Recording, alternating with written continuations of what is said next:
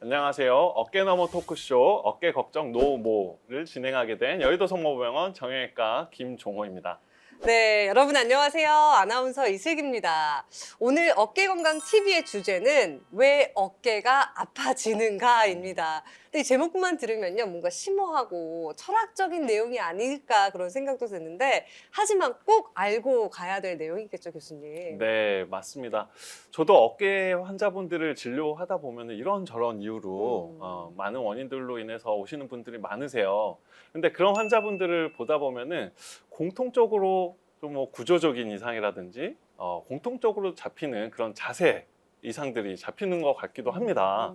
그래서 이런 환자분들을 아주 지금까지 많이 봐오신 교수님이셨던 지금은 원장님이신 캠프9 정형외과의 유연식 원장님을 모셨습니다. 반갑습니다. 예, 안녕하세요. 드디어 이제 제가 나왔습니다. 대외협력 팀을 만드는데 초기 멤버였었는데 하도 안 불러줘서 김종호 교수한테 조금 이렇게 좀 졸랐더니 드디어 이제 불러서 이 자리까지 나오게 됐습니다. 감사합니다.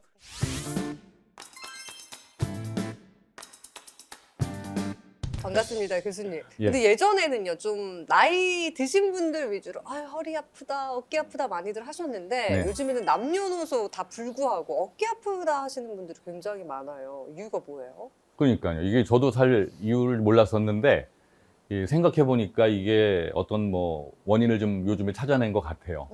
사실 이제 이 몽골 사람들이 근시가 없잖아요. 왜냐하면 멀리 보니까. 그래서 이제 가까이 책을 보면 이제 눈이 나빠지는 거랑 똑같죠. 그래서 네. 이 어깨도 예전에 제가 아주 오래전에 전문의를 땄을 때는 일주일에 한 두세 명 왔었나? 어깨 아프다고. 주로 이제 무릎이랑 엉덩이, 허리 여기였었는데 어느 순간부터 어깨 환자가 많이 늘어났죠. 그 이유를 생각해 보니까 역시 이 등이 굽어지는구나. 우리가 이제 등이 굽어지면서 이제 등이 굽어지면 이 견갑골, 날개뼈가 앞으로 이동하면서 회전근개가 지나다니는 길이 좁아지거든요.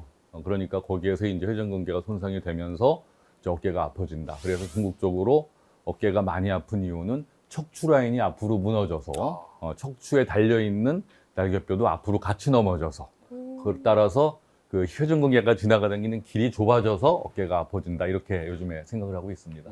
그렇군요. 그럼 아무래도 젊은 세대들은 일을 많이 하다 보니까 이렇게 등이 굽어서 그런 일이 생길 수도 있는데 나는 일도 안 해 하시는 분들도 있거든요. 그런 분들은 잠자는 자세랑 혹시 관련이 있을까요? 이거 정말 좋은 지적인데요.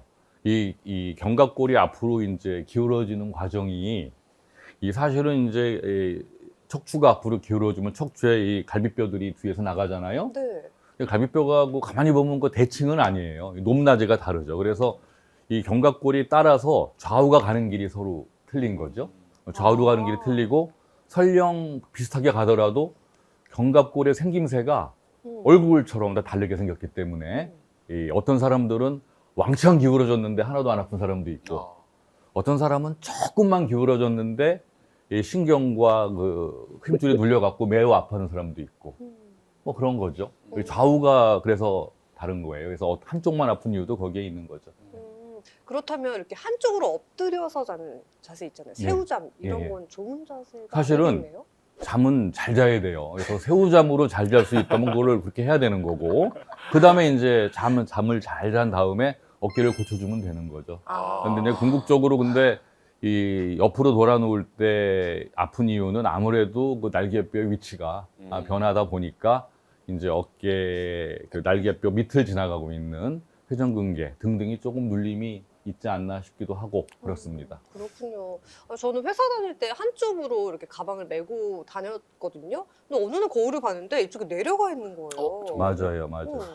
이게 이제 가방이 좀 무거울 경우가 문제가 되는데 네. 여자는 핸드백이 될 텐데 이 어깨에서는 밸런스를 맞추려고 반대편 어깨를 좀 내리죠. 내려서 전체적으로 척추는 좀 이렇게 겉으로 볼 때는 괜찮아 보이는데 척추가 이렇게 측만 형태로 바뀌는 겁니다. 그렇게 되면. 그렇기 때문에 일단 어깨의 위치가 틀려지고 또 핸드백이 무거울 경우엔 그 백 줄이 그 이 승모근을 강하게 누르게 되면서 그래요. 사실 승모근은 견갑골 움직임에 엄청 중요하거든요. 근데 걔네들이 일을 잘 못하게 되는 거죠. 그래서 이 순간적으로 팔의 움직임에 따라서 신속하게 날개뼈가 도망 다녀야 되는데 도망갈 수가 없는 거예요. 그러니까 힘줄에 꽉 부딪히게 되는 거죠. 그렇군요. 이제 평소 자세도 굉장히 중요할 것 같고요. 평소에 다닐 때 제가 핸드백 이렇게 한쪽으로만 맸다고 하셨잖아요. 고쳐야겠다는 생각이 들어서 그러면 배낭처럼 메고 다니는 건 괜찮나?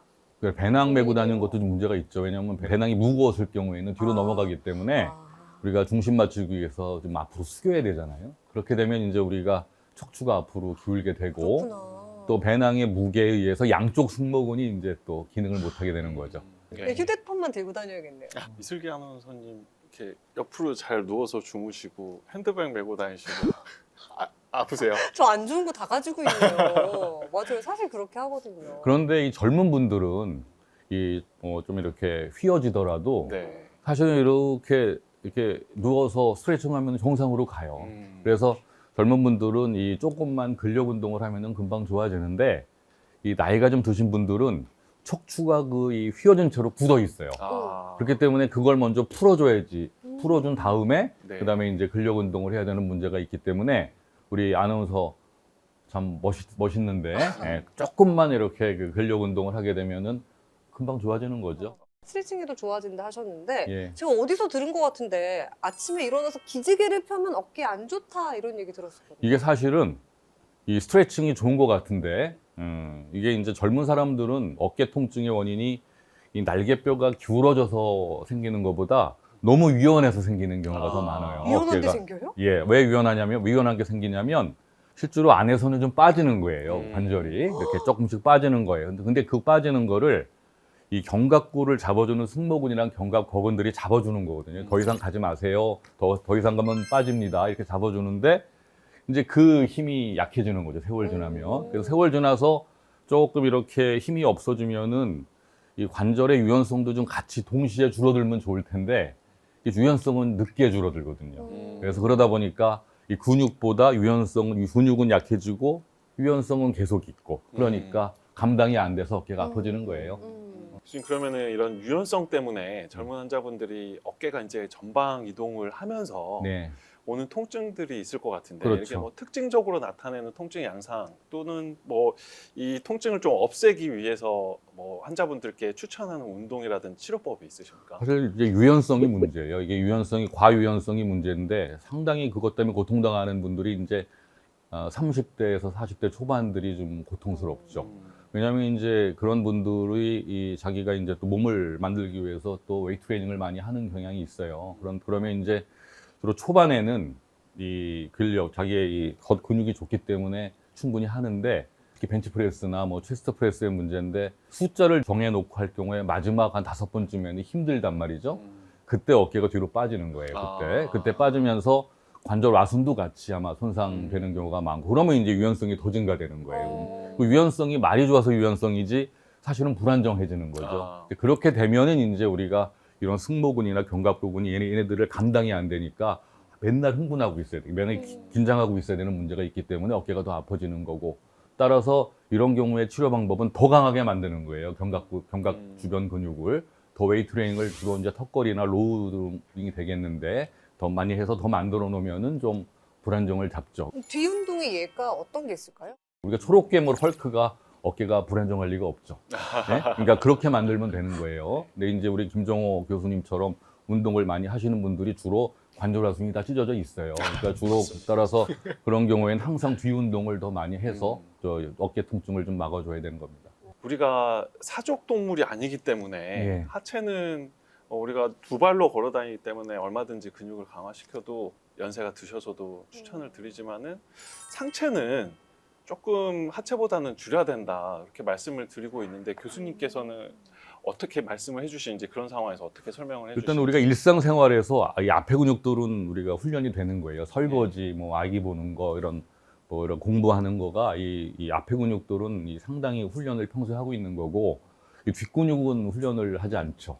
그래서 항상 이 앞뒤에 근육 언밸런스가 생기는 거고 게다가 척추가 앞으로 가 있기 때문에 앞쪽 근육이 훨씬 더 유리해요, 생기기가. 그래서 우리가 항상 뒤에 운동을 더 해서 이 최대한 그 견갑골을 뒤로 보냈을 때 이제 척추가 유연하면 따라오는 거예요, 뒤로. 그래서 항상 뒤 운동을 많이 하셔야 돼요. 이제 아이들 턱걸이는 하나만 하고, 아이들 턱걸이는 이제 체중이 가벼우니까 팔뚝의 힘으로 올라가는 거니까 그런 거 말고 그립을 넓게 잡아야 돼요. 그립 넓게 잡고 이 철봉의 봉이 가슴으로 떨어질 수 있도록 그렇게 해서 이 견갑골 후방을 조여주면 이제 날개뼈가 뒤로 이동되면서 어깨 통증이 없어지는 거죠. 단 회전근개가 끊어지기 전에. 이렇게 원장님 말씀 들으니까요, 진단을 받아야겠다는 생각과 함께 그렇지요. 그거 명언인데요. 역시 이슬기 아나운서님 순발력이 대단하시고 네, 네.